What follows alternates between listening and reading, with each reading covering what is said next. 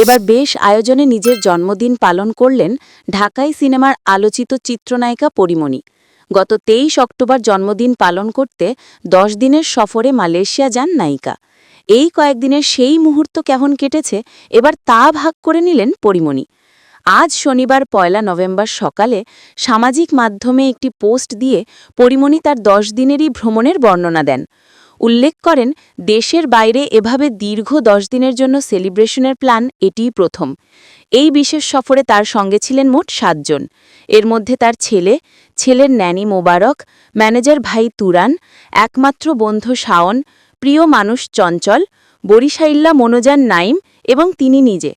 দেশে ফিরেই এই সফরের অভিজ্ঞতা জানিয়ে পরীমণি লেখেন, আজ আমাদের বাড়ি ফেরা হলো। ১০ দিনের জন্যে দেশের বাইরে এভাবে কোথাও সেলিব্রেশনের প্ল্যান এবারই প্রথম। আমরা মোট ৭ জন ছিলাম।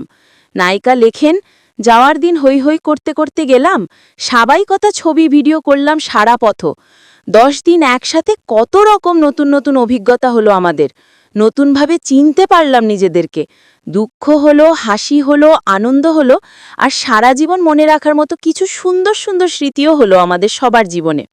পরীমণি বললেন, আজকে থেকে একটু একটু করে সবার সাথে ছবি ভিডিও শেয়ার করব। সোশ্যাল মিডিয়ায় পোস্ট দিতে পারিনি, কারণ